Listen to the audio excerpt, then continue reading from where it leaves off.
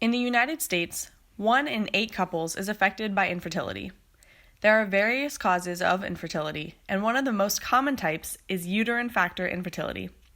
Dr. Jennifer Mercereau studies reproductive endocrinology and infertility at UNC. The term uterine factor infertility is really rather broad because there's all different reasons why people could have something off with their uterus, and some of them are like 100% barriers to getting pregnant, and more often it's kind of more subtle than that. A diagnosis like this can indicate physical problems, but it also has a significant emotional toll.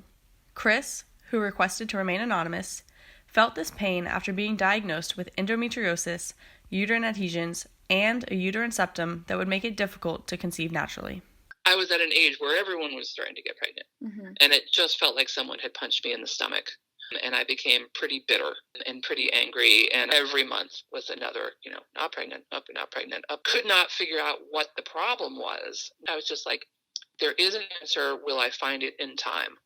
Dr. Cowdy Williams and his team at the Wake Forest Institute for Regenerative Medicine were searching for that answer. Diseases, infections, things like that basically make the uterus inhospitable to carry a pregnancy to term. So that's what this was, is to see if we can create something for these women to restore the uterus size and function.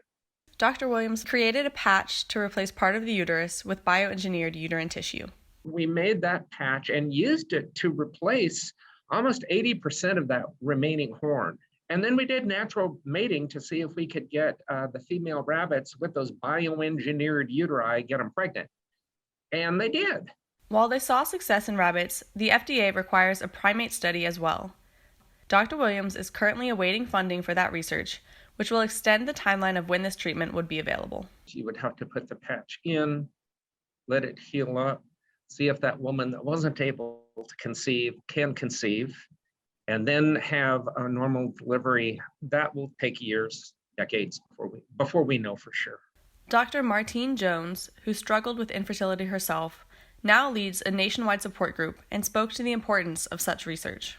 Anything that they can find a distinct, cure or fix for would create so much more hope for women, because I think part of what's so hard is that a lot of times they just never know what's going to work for you. For now, women diagnosed with uterine factor infertility must depend on current treatments and hold out unwavering hope for answers.